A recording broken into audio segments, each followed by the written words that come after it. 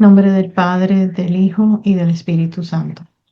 Santísima Trinidad, reconociendo nuestra nada, queremos entregarte nuestra vida, nuestras preocupaciones y sufrimientos, todo nuestro ser, cuerpo y alma, inteligencia y especialmente nuestra voluntad, para unirnos a tu eterna y divina voluntad, manantial de todos los bienes, y darte la gloria y alegría de cumplir la finalidad de nuestra vida, realizar todos nuestros actos en tu divina voluntad y así vivir en ella.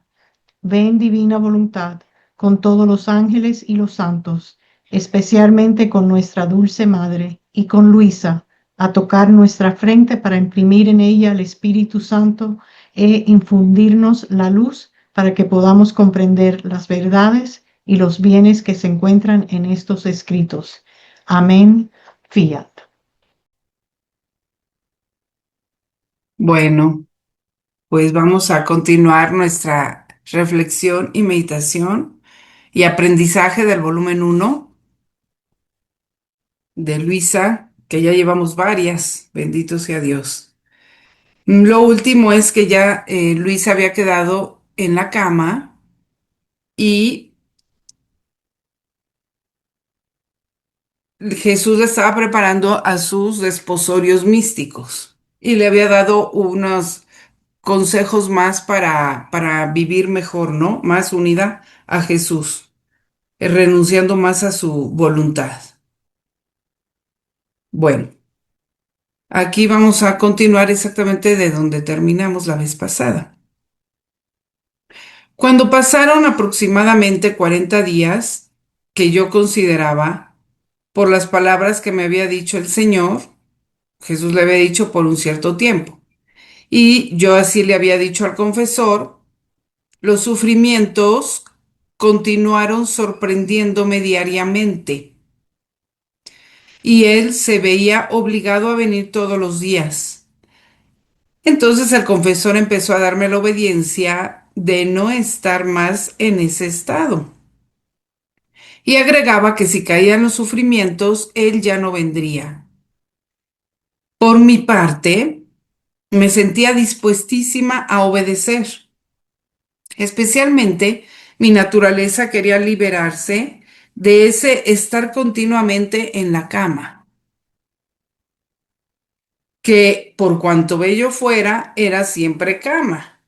Ese tener que sujetarme a todos, aun en las cosas más repugnantes y necesarias a la naturaleza.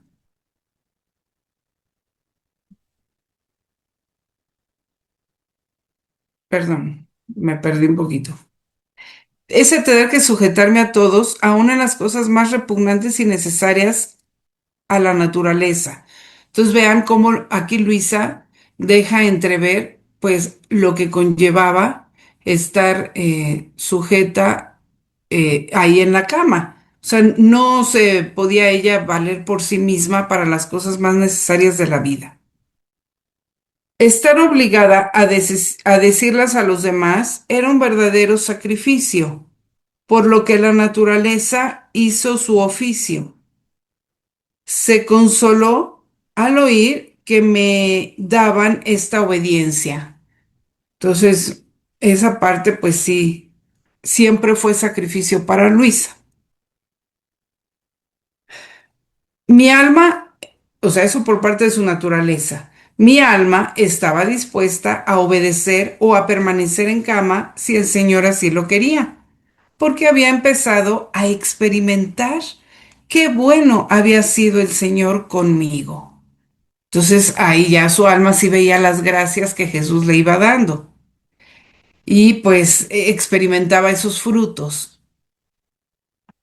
Y que la verdadera, también experimentaba que la verdadera resignación sabe cambiar la naturaleza de las cosas y lo amargo lo convierte en dulce.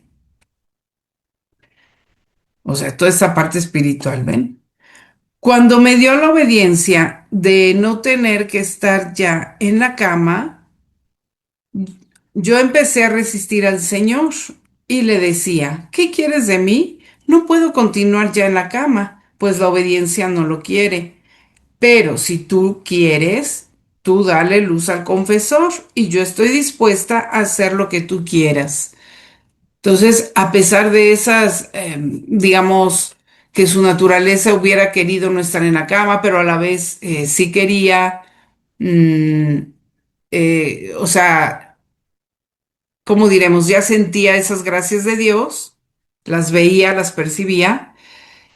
Vemos en el fondo, a pesar de todo eso, vemos cómo ella estaba ya en ese punto de estar sometida totalmente a la voluntad de Dios, o sea, lo que él quisiera. El confesor decía que no, ella estaba dispuesta. Jesús quería seguir, ella estaba dispuesta. ¿Eh? Entonces, qué bonito llegar a ese punto que es lo que antes le decía de la santa indiferencia, ¿verdad? No puedo continuar ya en la cama, pues la obediencia no lo quiere, pero si tú lo quieres, dale luz al confesor y yo estoy dispuesta a hacer lo que tú quieras. Entonces, vean, nuestras oraciones, pues al menos ya tienen que llegar a esto. Estar dispuestos siempre a lo que Dios quiera, sabiendo, pues que Él guía todo, que es para nuestro bien, bueno, ya lo sabemos, y que Él nos va a dar las gracias necesarias. Así pasé toda una noche disputando con el Señor. Cuando Él venía, le decía, mi querido Jesús, ten paciencia, no vengas, porque la obediencia no permite que me hagas participar en tus sufrimientos. Hasta la mañana yo vencía, yo iba ganando, pues. Me sentía en mí misma y libre de sufrimientos, cuando de repente en un instante vino el Señor y me atrajo de tal manera a Él que no pude resistirle. Perdí los sentidos y me encontré junto con él, tan estrechamente que por cuanta oposición hacía, no podía alejarme de Jesús. Y no es que ella quisiera, o sea, entendemos, ¿verdad? Que no es que ella no quisiera estar con Jesús, sino que quería obedecer.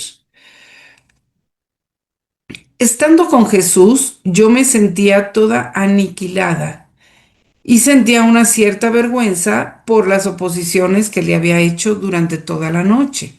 Y le dije, Esposo Santo, perdóname, pero es el confesor el que así lo quiere. Y él me dijo, no temas, cuando es la obediencia, yo no me ofendo. Al contrario, él estaba complacido de que Luisa tuviera ya ese espíritu de obediencia, pero por otra parte, Jesús quería mostrar cuál era su voluntad. Entonces le hizo de esta manera, para mostrarle su voluntad tanto a Luisa como al confesor. Y continuó diciéndole, ven, ven a mí, hoy es año nuevo, quiero darte tu regalo. Justo esa mañana era el 1 de enero. Entonces acercó sus purísimos labios a los míos y vertió una leche dulcísima. Me besó, tomó un anillo de dentro de su costado y me dijo, hoy quiero hacerte ver el anillo que te he preparado para cuando te despose. Bueno, aquí veamos esta puntualización. Recordemos primero que Luis estaba fuera de su cuerpo, aunque veía su alma, pues en forma humana, ¿verdad? Y también, bueno, Jesús sí, porque Jesús tiene su cuerpo glorificado. Pero vean qué hermosa expresión. Acercó sus purísimos labios, o sea, lo que a ella le causaba era pureza. Ujú. Entonces es algo místico. Estas son imágenes místicas que Jesús usa con Luisa y con muchos otros místicos para hacerles entender al intelecto humano, pues cosas muy grandes espirituales, pero de alguna manera las tenemos que entender. Entonces, por eso es que dice que de él sale una leche dulcísima y se la transmite, se la comunica a Luisa de cierta manera. Podía haber sido de muchas otras maneras, sí, pero así se complació Jesús hacerlo entender como en un acto de amor, pero de un acto de amor puro. O sea, nosotros somos los que nos tenemos que purificar y no pensar, pues, en otro aspecto carnal, sino ir totalmente al aspecto espiritual y entender, fíjense, puntualizando también lo de la leche dulcísima, también es una figura bíblica. Recuerden que cuando Dios les prometió al pueblo elegido, la tierra prometida justo, ¿qué les dijo? Una tierra que emana leche y miel.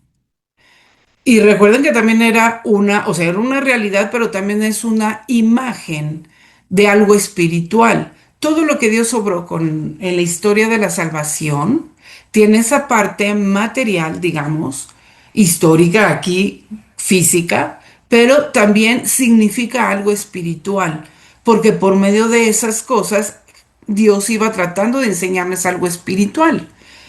En realidad, sabemos que la tierra prometida era la humanidad de Jesús. Recordemos, volvámonos todavía más atrás, cómo empieza las Sagradas Escrituras. Cuando Dios crea al hombre y luego a la mujer, ¿cómo los hace? De la tierra. Entonces, nuestra humanidad está formada de tierra. O sea, cuando Dios dice tierra, muchas veces se refiere a nuestra humanidad, a nuestra parte corporal. Ujú. Entonces, y por cielo, muchas veces se refiere al alma, a la parte espiritual.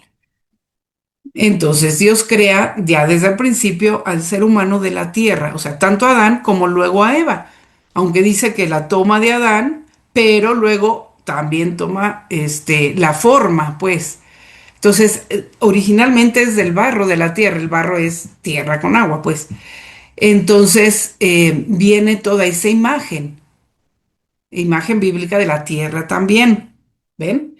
Entonces, luego, cuando ya viene todo lo del pueblo judío, lo del pueblo elegido, les da esta imagen de la tierra prometida. O sea, ya sabemos que la tierra se corrompió. En vez de ser aquella tierra paradisiaca, llena de flores espirituales, eh, es decir, de todas las virtudes, de todos los actos buenos, ese paraíso en la tierra, pues se convirtió en un desierto después del pecado original. O sea, se está refiriendo a la humanidad, al ser humano. ¿Mm? Entonces se convirtió en desierto. Todo eso son figuras, o sea, aunque fueron realidad, pero también son figuras para que entendamos. Y entonces, cuando ya viene Abraham y el pueblo elegido, les promete una tierra prometida por Dios en la que emana leche y miel. Entonces ahí ya está prometiendo, pues, que será restaurada la humanidad, pues, por medio de su hijo, pues. ¿Ven? Entonces esa tierra prometida era la humanidad de nuestro Señor, era Dios que se iba a hacer hombre. Entonces es una de las imágenes que usa, muchas más, no me voy a poner a analizar ahorita todas, sino solo esta. Y dice eso, mana, leche y miel. Entonces, ¿qué quiere decir? Pues ya sabemos, la miel, la dulzura, pues alimento, también la leche. ¿M? Simbolizaba precisamente pues esa como estar en paz, estar pues bien, ¿no? En abundancia. Entonces, ahora con Luisa vuelve a retomar eso y de él mana leche, digamos. Es decir, toda esa dulzura divina, toda esa abundancia divina, las gracias divinas, que producen esa dulzura en el alma, esa paz, esa tranquilidad. Entonces, por medio de esa imagen, le está dando a entender que le está derramando gracias de él, que es la tierra prometida, o sea, que es donde tenemos que llegar y vivir, donde tenemos que habitar. ¿Ven? El cuerpo místico de Cristo, o sea, Jesús mismo. Entonces, tiene todo este significado tan hermoso hablando místicamente. Entonces, vean, hay que encontrarles los significados espirituales y no quedarse solo en la cuestión material y peor. de eso espiritual a bajarlo al plano material, porque entonces ya es una mala interpretación. Entonces, más bien nosotros nos tenemos que subir al plano espiritual. Esto es importante entender en todas las cuestiones místicas que pasan en Luisa y en los demás místicos auténticos, nuestro Señor, y en las mismas Sagradas Escrituras, las imágenes que usa es para esto. Bueno, en los mismos sacramentos. Vean cómo también tienen esa parte material, por ejemplo, el bautismo, el agua, la confirmación, el aceite, ¿no? Las palabras, todo esto, todos los sacramentos tienen una parte material sensible que entra por nuestros sentidos. Pero no nos podemos quedar solo en eso. En todo esto que les digo, no es para quedarnos en eso. ¿Para qué lo hace Dios? Para que comprendamos con eso material algo espiritual. Entonces nosotros tenemos que tomarlo y elevarnos al plano espiritual y elevar eso al plano espiritual. Con el bautismo se ve muy claro, por ejemplo. Entonces sí, se derrama el agua, se dice yo te bautizo en el nombre del Padre, en fin, la fórmula del bautismo, pero no es que le esté lavando la cabeza, lo entendemos perfectamente bien, que es por medio de esa agua, está simbolizando que se está lavando el alma. ¿Ven? Lo que está pasando realmente en el alma por las palabras del sacerdote, por ese sacramento que limpia el alma y toda esa figura del agua y de la luz, que también está en la figura de la luz, lo que significa. ¿Ven? Entonces nosotros, mientras más nos elevemos al plano espiritual, más vamos a entender lo que está pasando en el plano espiritual. Si nos quedamos solo en la parte material, pues lo vamos a ver como un simple ritual. Y entonces nos vamos más a los ritos, a que si tiene que ser de esta manera o de la otra. No importa la manera, o sea, lo que importa es el plano espiritual y por alguna cuestión material, algún rito, algunas palabras, alguna materia, que ya la dejó Jesús, pues basta con eso para que nos elevemos al plano espiritual. Entonces las disputas no tienen que ir en ese sentido, ¿verdad? Sino elevarnos siempre al plano espiritual. Lo mismo la Eucaristía, lo mismo todos los sacramentos.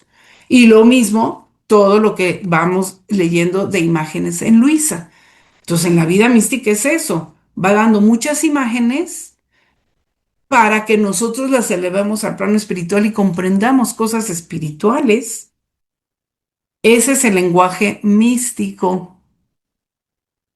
¿Ven? Un lenguaje que envuelve el amor, porque al hablar de cuestiones místicas es que estás hablando de la unión del alma con Dios. Entonces esa unión solo es por amor. Está el amor ahí vivo, actuante. Y no solo se queda en un lenguaje de amor, muy bonito, sino que significa cosas en el plano espiritual. Entonces, cuando le da un beso, por ejemplo, pues es eso, que le está dando su amor y le está comunicando bienes. En este caso le dio leche, le está comunicando ciertas gracias, ciertas dulzuras espirituales, consuelos, fuerza, reforzando. Es como un alimento que le refuerza espiritualmente también.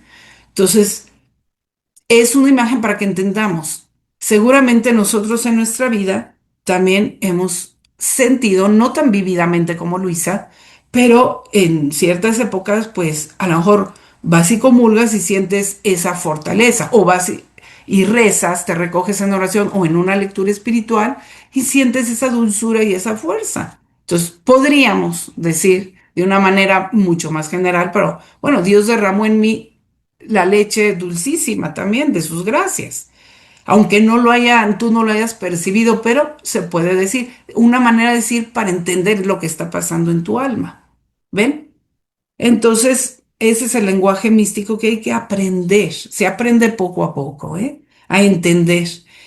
Y repito, la clave está en nosotros elevarnos al plano espiritual y entenderlo en plano espiritual y no al revés. Bajar eso al plano material y malinterpretarlo y dejarlo solo en el plano material con todos nuestros prejuicios que ya traemos. ¿Ven? Eso es malinterpretar la parte mística. En fin, pues que Dios nos dé luz para cada vez entender más todo lo que va pasando, sobre todo en Luisa. Bueno, entonces pasa esto y luego dice, tomó un anillo dentro de su costado y me dijo, hoy quiero hacerte ver el anillo que te he preparado para cuando te despose. Obviamente que eso también, aunque es real, también fue simbólico, o sea, significaba algo. Cuando lleguemos al desposorio vamos a ver qué simbolizaba. Todo significa algo para que el alma vaya entendiendo más aspectos de esa unión con Dios. Continúo. Después me dijo, dile al confesor que es voluntad mía que continúes estando en la cama. Entonces, primero refuerza a Luisa, ella que tenía esa voluntad ya de hacer lo que Dios quisiera, aunque su naturaleza, pues un poquito así, ¿no? No, pues sentía eso. No que no quisiera, sino que sentía eso. Y entonces Jesús la fortalece con esa leche. Y luego ya le dice hacia el confesor, dile al confesor que es voluntad mía que continúes estando en la cama. ¿Y cómo el confesor va a entender esto? Y como señal de que soy yo, dile que hay guerra entre Italia y África y que si él te da la obediencia de dejarte continuar sufriendo, no dejaré hacer nada a ninguna de las partes y ambas se pondrán en paz. Entonces, aquí ese punto. Cuando es Dios que quiere manifestar su voluntad y realmente es Dios, y el ser humano no llega por sí solo a comprender cuál es su voluntad porque es algo más allá de su capacidad, Dios da alguna señal. ¿Mm? Así obra Dios y la da, digamos, más o menos en esos momentos o en esos días o cercano. Ya anteriormente, cuando empezó Luisa a sufrir, una vez ya había dicho que había epidemia de cólera, ¿se acuerdan? Que eso ya lo vimos. Y que ahí todavía no entraba el confesor, nada más era para que ella se ofreciera. Y cuando ella se ofrece, estuvo algunos días y cuando vuelve en sí misma, ya llega el sacerdote y la hace volver en sí misma, oye que ya se había quitado la epidemia. Entonces ya a Luisa ya le había dado esa señal. Ella ya sabía que sí pasaba eso. O sea, que sí era voluntad de Dios. Ahora la señal es para el confesor. Entonces, cuando es así, siempre Dios da señales. No que uno las tenga que estar pidiendo. Eso no lo recomiendan. Solo en casos que de veras uno no llegue a ver por dónde es la voluntad de Dios, porque no es tan seguro en el sentido en que a veces Dios la puede dar y a veces no la da, si no la quiere dar, ¿verdad? Sobre todo me refiero a cuestiones extraordinarias como en el caso de Luisa, de quedarse en la cama ya como una mística, ¿no? O sea, como una víctima ofrecida y con esto vida mística. Ahí sí quiso dar esta señal. Si analizamos, por ejemplo, cuando son auténticas las revelaciones y apariciones sobrenaturales, por ejemplo, de la Santísima Virgen, ella da señales. En Guadalupe la dio, aquí en México. En Lourdes, Francia, que está aprobada por la iglesia. O sea, yo estoy hablando sobre seguro, o sea, las que ya están aprobadas por la iglesia, por lo mismo que la iglesia vio esas señales y las aprobó, porque vio las señales de Dios, entre otras muchas cosas que usa para discernir. En Lourdes, pues fue ese manantial de agua que empezó a haber curaciones que estudiaron y que sí eran auténticas curaciones. En Fátima, pues sabemos el gran milagro del sol, que fue una profecía y fue una señal. Desde meses antes dijo que el 13 de octubre daría la señal. Y fueron pasando los meses e infaliblemente el 13 de octubre dio una señal espectacular para miles. ¿Ven? Entonces, cuando realmente es de Dios, sí da. una señal contundente que realmente haga entender que sí es Dios. Entonces, tengamos cuidado porque hay otros lugares donde prometen señales, pero no se dan. O sea, o se dan de aquí a no sé cuánto, o no son contundentes, o X, ¿no? Entonces, hay que estudiar. Es una cosa que se puede estudiar y ver si de veras hay esa señal. Promete, hay veces que prometen y no pasa y dicen que no, que después la va a dar y van. O sea, no es infalible. O sea, eso ya no es señal de Dios. Cuando dicen que en tal fecha o de tal manera va a ser y no se produce, al contrario, es una señal de que no es de Dios, ¿ven? Aunque te lo digan que no por las oraciones, porque no era el tiempo, porque no sé qué. No, no, Dios no está jugando. O sea, cuando da una señal la da para que creas. Si no, ¿cómo vas a creer algo que no se está verificando? Jesús en su vida dio señales. Para eso hacía los milagros. ¿Se acuerdan que se le llaman señales o signos? Sino cómo la gente iba a saber que él era Dios. Pues para eso daba esos milagros, como signos de su divinidad, de su potencia más allá que solo ser humano. Y sobre todo, ¿qué les dijo a los fariseos? La única señal que les daré va a ser la de Jonás. O sea, la señal de las señales fue su resurrección, que está, bueno, que si uno se pone a estudiar, pues obviamente que está comprobada que sí fue un hecho histórico. En fin, tampoco ahorita voy a dar esa clase, pero la pueden investigar. De cómo tiene todos las características de haber sido una señal contundentísima para la fe. Por eso nosotros creemos en Cristo y en Cristo resucitado. Como decía San Pablo, vana sería nuestra fe si no hubiera resucitado Jesús. Entonces, ¿por qué es esto? ¿Por qué Dios, cuando es su obra, sí da señales?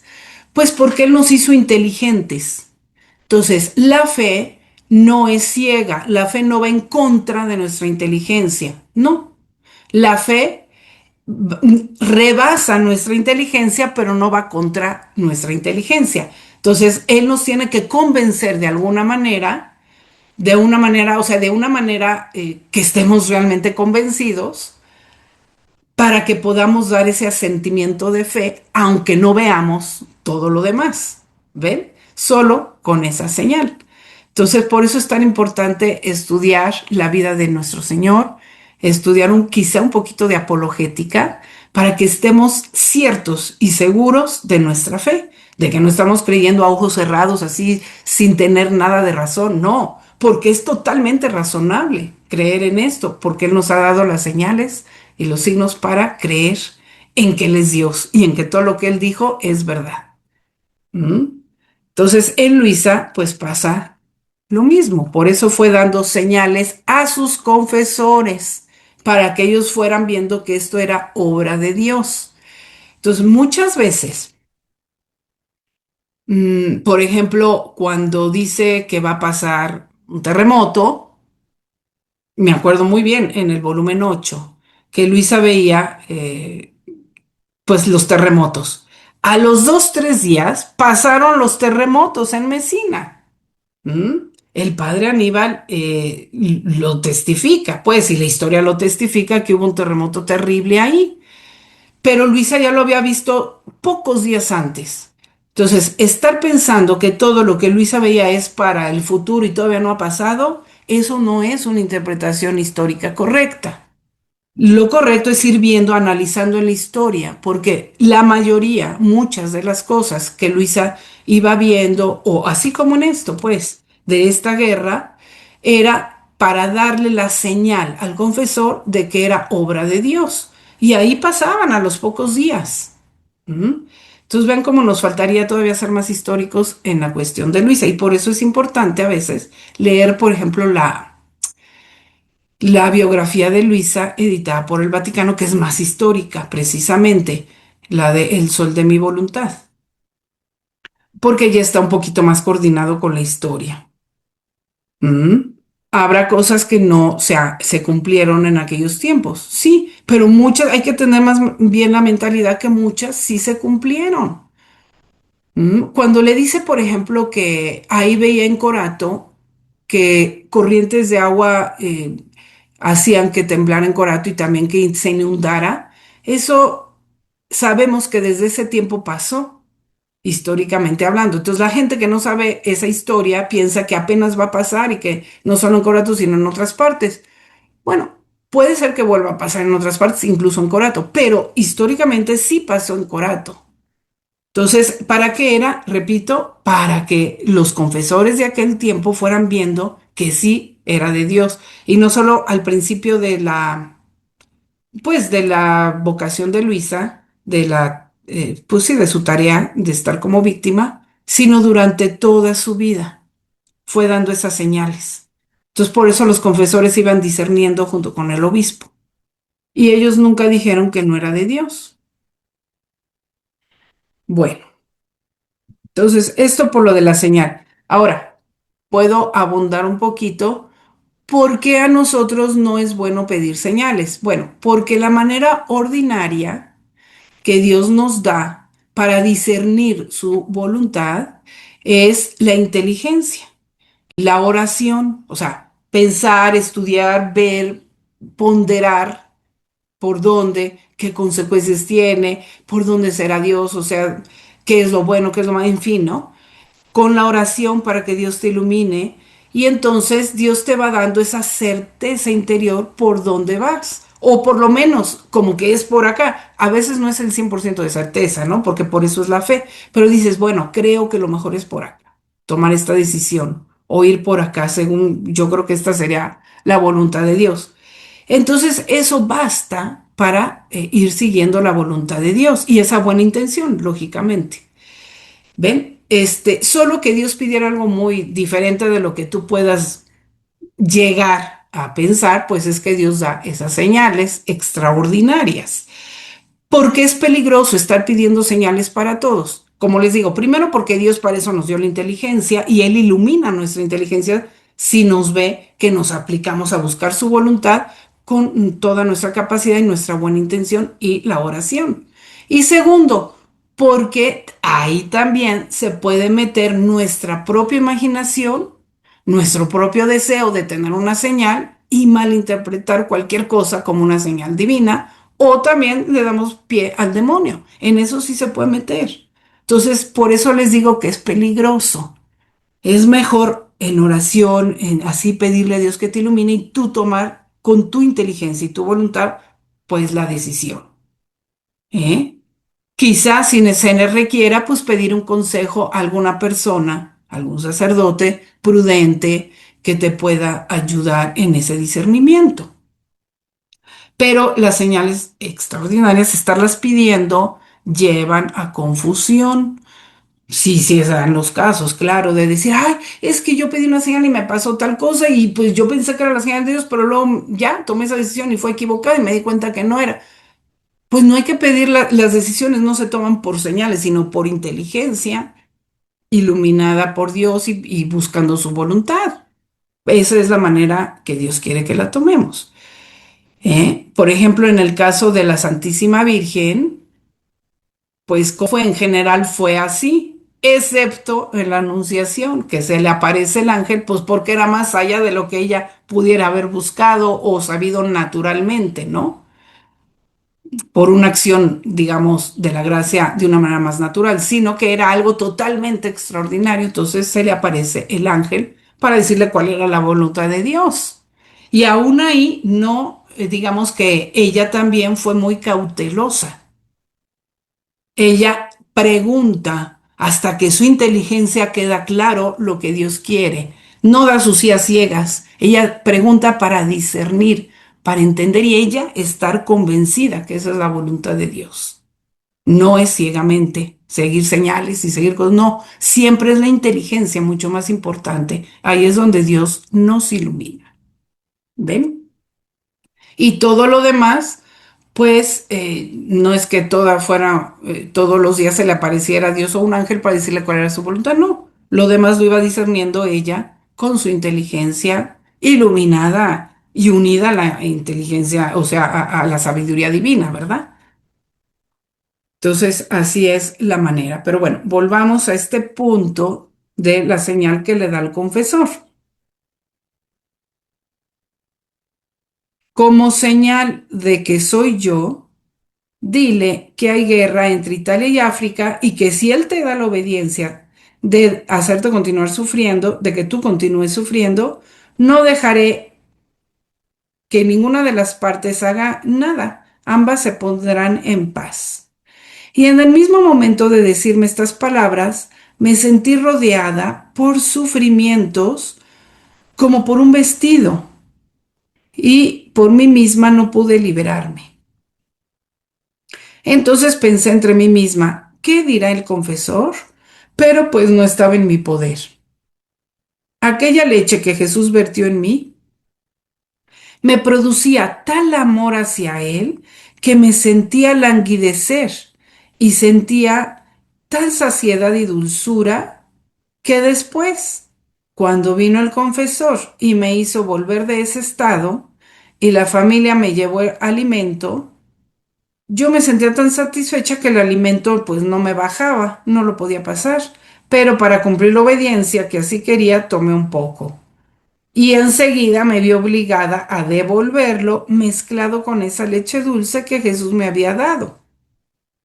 Y él, como bromeando, me dijo, ¿no te bastó lo que te di? ¿No estás contenta? ¿No estás satisfecha?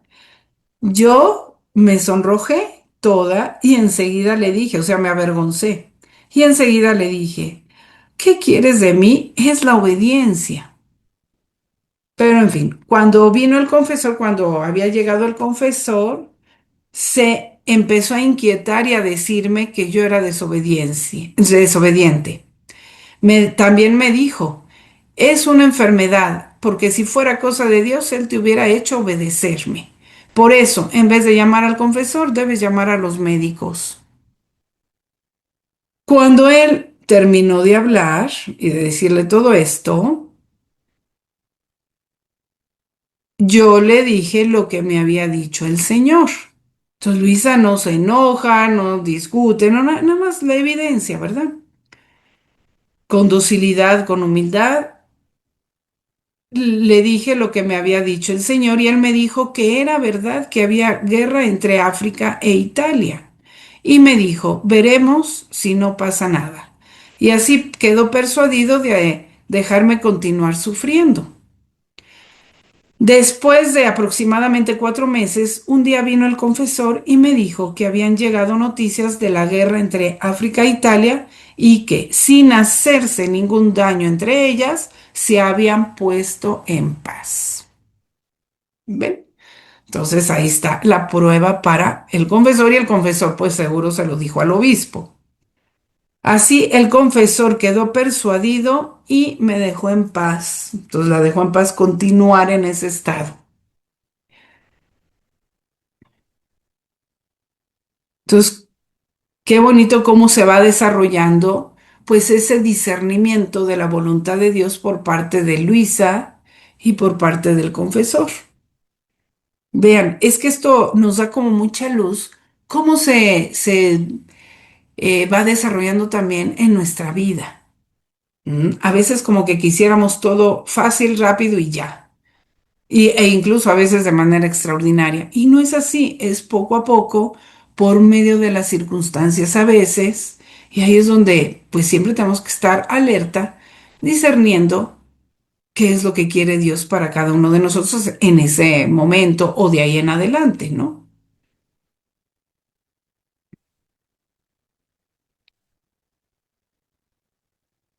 En fin. Entonces, aquí ya va a la parte espiritual. Eso fue, digamos, toda esta parte con el confesor, ¿no? Entonces, mi dulce Jesús no hacía más que disponerme a este místico desposorio que me había prometido. Se hacía ver, estando yo en este estado, a veces 3 o 4 veces al día, según quería. A veces era un continuo ir y venir. Me parecía un enamorado que no sabe estar sin su esposa. Bueno, digamos, ahí sería sin su novia, porque en las etapas de la vida espiritual más o menos es así. Entonces, si ya le había prometido el desposorio, es como si ya estuviera prometida, comprometida, pero todavía no estaban juntos, pues, o sea, es decir, todavía no estaban unidos totalmente. Entonces Jesús tenía esta actitud de que iba frecuentemente, se dejaba ver con a Luisa. Dice, era un continuo ir y venir. Me parece un enamorado que no sabe estar sin su esposa. Así hacía Jesús conmigo y llegaba a decirme, mira, te amo tanto que no sé estar si no vengo. Me siento inquieto, casi inquieto, pensando, o sea, como inquieto, pensando que tú estás sufriendo por mí y estás sola. Por eso he venido, para ver si tienes necesidad de alguna cosa.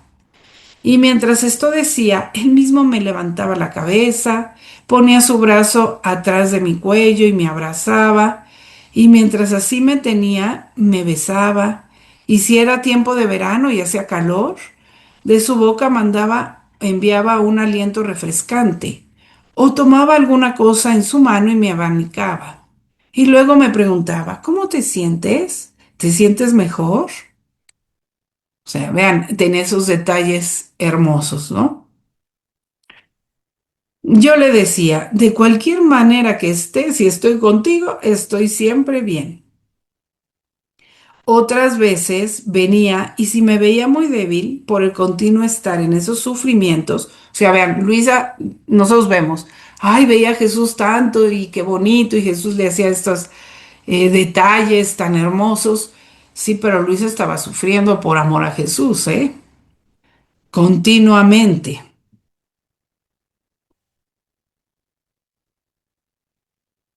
Otras veces venía y si me veía muy débil por el continuo estar en esos sufrimientos, especialmente si el confesor venía en la noche, mi amante Jesús, viéndome en ese estado de extrema debilidad,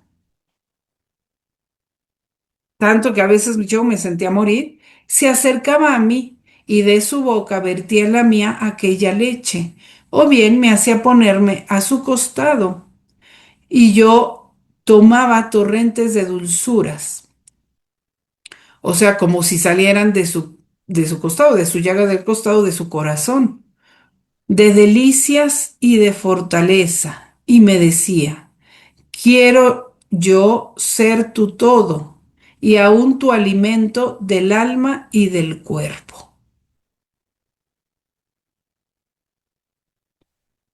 Bueno, en Luisa así quería ser Jesús, ¿eh? ¿Quién puede decir lo que yo experimentaba, tanto en el alma como en el cuerpo, por estas gracias que Jesús me hacía? Entonces ahora ya entendemos más por qué ella no tenía necesidad de comer. Y si comía era solo por obediencia y lo devolvía, porque no recibía su vida y su alimento de ahí, sino directamente de Jesús. Y repito, no porque tomar esa leche mística, ¿no? Sino pues porque era toda esa fortaleza que Dios le daba, todo esto, ¿no? Aún corporalmente se sentía reforzada, fortalecida. Dice, si yo quisiera decir todas estas gracias, me extendería demasiado. Recuerdo que a veces, cuando no venía pronto, yo me lamentaba con él diciéndome, ah, esposo santo, ¿por qué me has hecho esperar tanto? No podía resistir más, sin ti me sentía morir. Y mientras esto decía, era tanta la pena que lloraba. Y él me compadecía, me secaba las lágrimas, me besaba, me abrazaba y me decía, no quiero que llores, mira, ahora estoy contigo, dime qué quieres. Yo le decía, no quiero más nada que a ti, y dejaré de llorar cuando me prometas que no me harás esperar tanto. Y él me decía, sí, sí, te contentaré. Entonces, vean, aquí podemos decir que es como el noviazgo, ¿no? Como el noviazgo de Luisa y Jesús. Noviazgo, entendámoslo en sentido espiritual, pero es esa época en que, pues sí, también Jesús como que va enamorando al alma más. Mm. y le va dando más gracias, a veces sensibles, más fervores, más, pues sí, detalles. ¿Eh? Yo creo que, bueno, me imagino que muchos de ustedes pueden pensar en alguna época de su vida en que también tuvieron ese tipo de gracias o tienen, no sé. Entonces, cada quien. Pero ya más adelante Luisa dice que ya después que por qué ella no sigue como al principio, pues no, es que primero Jesús quiere atraer al alma a él, ver cómo es de bueno, y luego no es que no siga siendo bueno Jesús ni la siga, no la siga amando, sino que la hace participar más, pues no solo en las dulzuras, sino también en sus dolores, en sus penas, en toda esta parte, porque comparten ya todo. ¿M? De hecho, están más unidos aunque no haya tanta sensibilidad o amor sensible o detalles sensibles. Pero el amor de hecho pues va creciendo cada vez más. Un día, mientras decíamos así, era tanta la pena que yo sentía por no poder, que no podía dejar de llorar. O sea, las primeras veces que estaba privada así de Jesús, ¿no? Y mi buen Jesús me dijo, mira, quiero contentarte en todo. Me siento tan atraído hacia ti que no puedo sino hacer lo que tú quieres. Pero Dios llega a este punto de hacer lo que el alma quiere cuando el alma ya quiere todo lo que Dios quiere. No es ya, si se dan cuenta, no es tanto lo que el alma quiere, sino como el alma ya sabe cuál es la voluntad de Dios, entonces quiere la voluntad de Dios y entonces Dios quiere lo que quiere el alma también. O sea, eso es parte de la unión con Dios, ¿ven? No es que Luisa le decía caprichitos de ella personales, voluntad humana suya, no. Si hasta ahora te he quitado la vida exterior y me he manifestado a ti, ahora quiero atraer tu alma hacia mí, a fin de que a donde yo vaya puedas tú venir conmigo. Así podrás gozarme más y estrecharte más íntimamente a mí, lo que no has hecho hasta ahora. Entonces, aquí ya es como que ir más allá de sí misma. Primero Jesús viene al alma de Luisa y va trabajando su alma, en su alma, digamos, dentro de ella. Y luego hace a Luisa salir de sus límites humanos y empezar a seguir a Jesús en lo que Jesús hace también.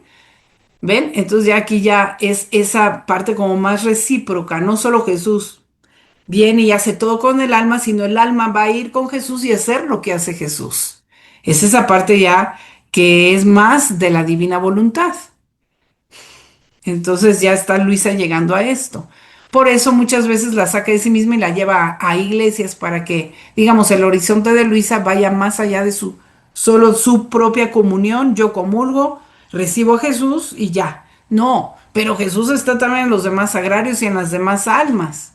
Entonces, ¿qué hace allá Jesús? Voy a acompañar lo que hace Jesús por allá también, que es el mismo Jesús que viene a mí.